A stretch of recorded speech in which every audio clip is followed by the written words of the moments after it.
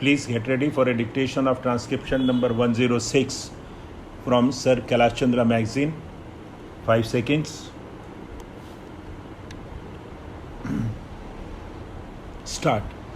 Before the Joint Select Committee, as also in the Lok Sabha, very strong arguments were advanced, and it was said that something more should be done than what had been proposed at present in the case of linguistic minorities.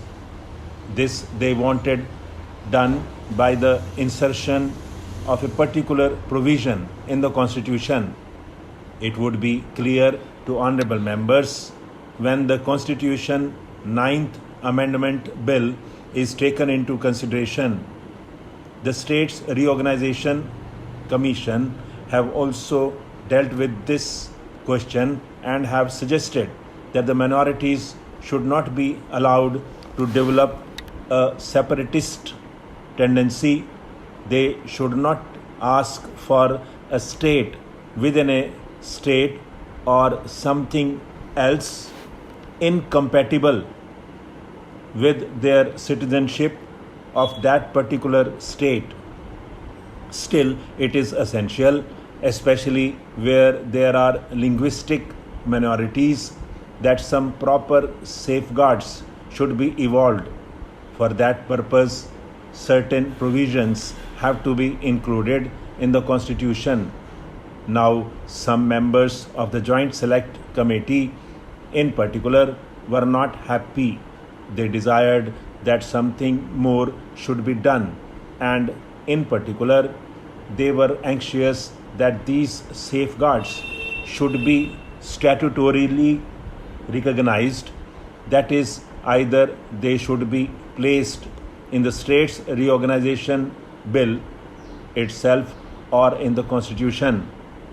That question was considered by the Home Ministry, and we have already sent out to the various state governments a circular, a copy of which was placed before the Joint Select Committee. This circular has been published along with the report of the Joint Select Committee.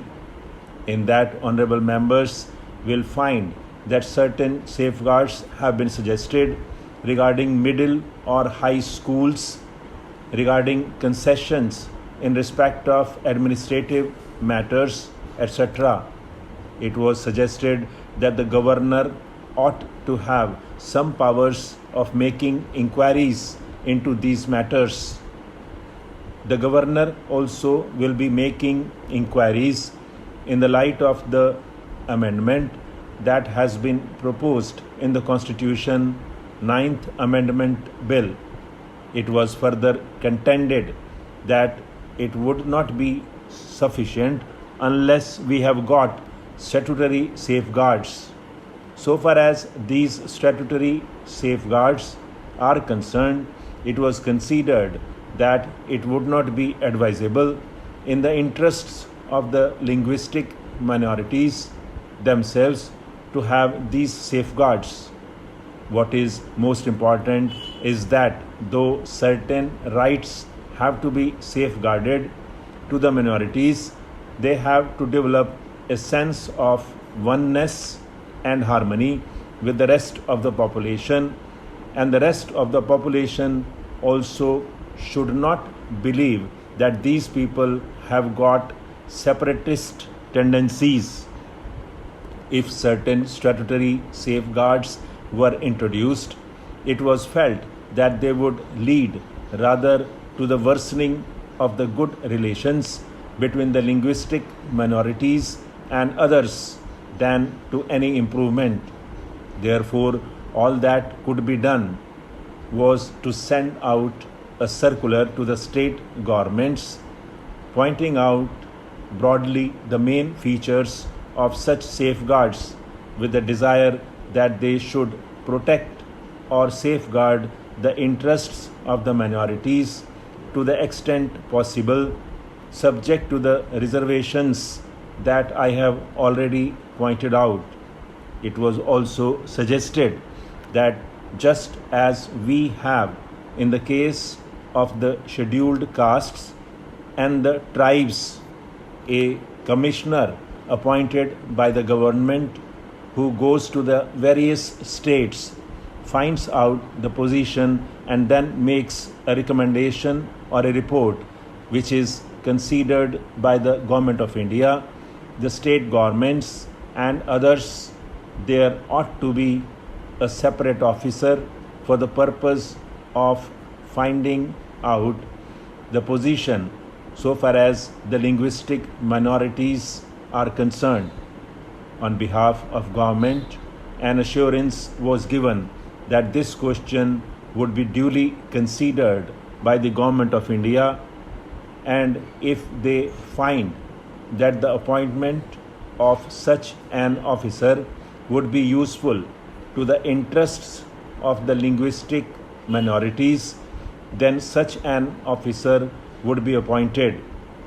However, I would point out that so far as statutory guarantees are concerned, I would desire that these guarantees should not be insisted upon, because after all, we have to develop a sense of oneness in any state, and every state there are bound to be linguistic minorities, and their attempt ought to be to completely harmonize themselves with the majority community.